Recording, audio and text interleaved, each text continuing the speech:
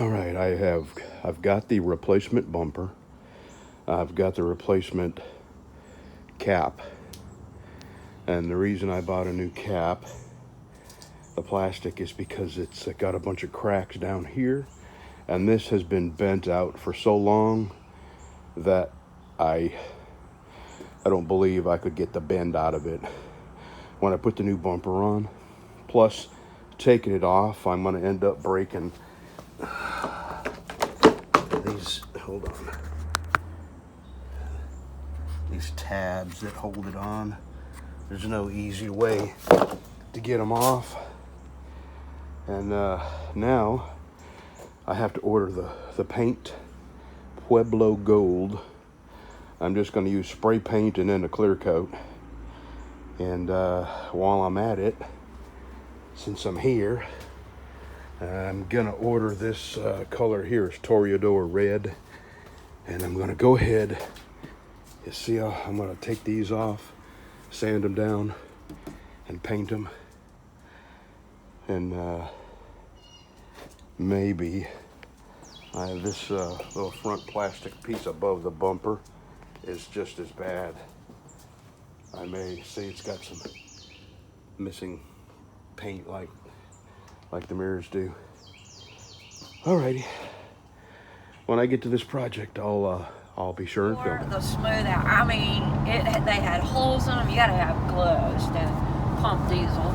You get it all over your hands and stuff.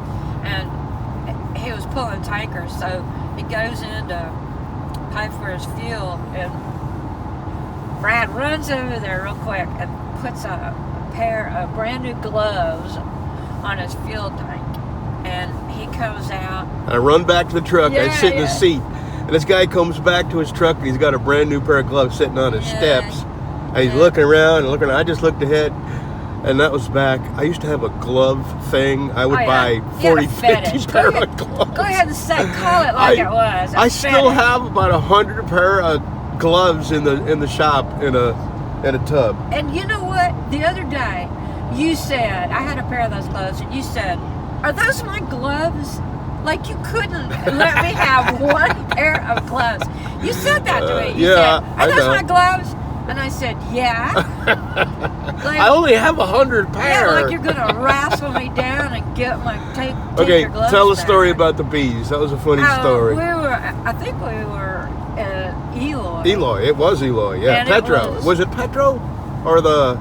No, it wasn't a Petro. It was not Lowe's, but the other one. Flange? No, the other Pilot? Pilot? Yeah, it was. It was Pilot. That's right. Well, it was, like how fuel islands have a busy, like everybody shows up at once and then there's nobody. I mean, it's either or. It's never like, a few. It's always a bunch and then none. Well, this happened to be the bunch time, and all the fuel islands were full, and they were stacked 2 and 3 deep. And all of a sudden, this flatbed hauling bees. I don't know if you've never seen. They transport bees back and forth. They haul them all over the country, and they have this netting over them to kind of keep them all there in the boxes. But he comes pulling up there, and I just happened to notice everybody running, and people just running around, swatting and, just freaking out. And I'm thinking, oh my, what in the world? And I look back, and I seen this flatbed. And these bees, they were everywhere. There were millions of them.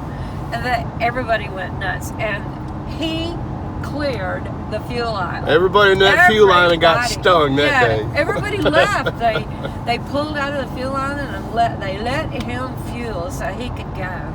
Because you couldn't stand out there and fuel. You couldn't even walk to the fuel to pay for your fuel without just being covered with these bees. I have another bee story, and it was along about the same time. We're coming out of Tucson, headed to Benson, and we're in a traffic jam. Oh, I remember. Remember that? Yeah. And a guy with bees, a flatbed with bees, had passed us, and he was only, probably half a dozen trucks up ahead of us. We get in this traffic jam, and our windows are rolled up tight because there's bees everywhere. Yeah, they're all over. This the guy truck. is beside us in a station wagon with all of his windows down. Yeah. And his car, he is swatting bees and getting stung. He just can't, for the life of him, he can't imagine where all these bees are coming from. And I rolled my window down and yelled at him, "Roll your windows up. There's a truck up here with bees on it." And he finally understood what I was saying. He rolled all his windows Yeah, up. but he looked like a crazy person. If you didn't know. He was going on. nuts swatting bees in there. That was funny. Yeah, the good old days. Yeah. Was that a tank? Yeah, that wasn't a tank. It was Yeah. a tank. Yeah. I thought And that's he why had, you were videoing the tank. They had 4 axles too, so that was a heavy tank. Yeah. Okay, any more funny stories real quick? Well, I have dozens and dozens of stories that you just gotta shake your head. Like one time there was, we had topped a hill and there was a tanker on fire, but we could see it a long way away, and we parked a good mile from it. We stopped, and all these people are wanting us to pull forward, and they even got out of the cars. They're walking up there like, "Go on up there," and we're like, "Do you not see that tanker on fire? How do you know what's in that tanker?" Yeah. They and this one guy walks by with this kid, and I went, "Hey, where you going?" And he said, "I'll go up there and see what's going on." I said, "Don't go up there with that kid." I said, "You have no idea what's in that tank. I mean, it could be anything from Bromine. Could be bromine. Yeah, I mean, damage your lungs for the rest of your life. You don't know which way the wind's blowing. That thing could blow up in any, and he's like, "Oh, yeah, okay, yeah, I guess you're right." And people were going around us to pull up there to where that tank was on fire. And you just gotta shake your head. They should have a test for people that get their driver's license. Yeah, a stupid test. Well, about If you have no hazmat. common sense, you have to stay off the interstate. They Well, should have 2 hazmat. levels of driver's licenses. Right. Yeah, you can't get on. You should know about trucks. Look where we are. Do you see all these trucks? I mean, you should have some kind of knowledge about hazmat. Okay, we're almost out of battery. Okay. Good story. Okay, love Good you, bye. times. Good times. Love you. It's here. It's here. It's here. Yeah. Fall has finally got here. Yeah. It's 57 degrees out. What did I say, the 9th or 10th? Today's the 8th. The 8th. Fall has finally fallen amongst us Yeah. because I And get am this. so sick of being. We still have hummingbirds. October 8th, we still have hummingbirds. But these are passing through, though. Boy, I sure wish you could get a video of the one that has the big white spot on its back. Plus, my spoiled dogs have to be covered. Because 57 is, sub-zero Alaska weather for these pampered dogs.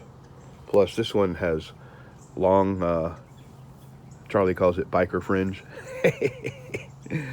But she got wet walking through the heavily dewed grass, and she was shivering. So I went and got a blanket and covered him up. We still sit out here and have our coffee. And I'm still rocking the shorts. Me too. I don't. It feels good to me. We don't put long pants on until we get frostbite. Yeah, it's gotta be in the 30s before I put sweatpants on. So I am waiting for an appointment with a CAT scan for my lungs and a pulmonologist appointment. And I have got to figure out what in the hell is wrong with me. Charlie's feeling better. I am. And I'm feeling worse. I'm slowly getting back into shape. Yesterday I dug on my ditch. Of course I'm paying for it today. Yeah, the ditch that goes down beside the driveway, she dug that out yesterday. And I haven't been able to pick up sticks in 2 months. I picked up a trailer full of sticks yesterday, and yes, I'm hurt. Okay. That's just a little update. Just a little.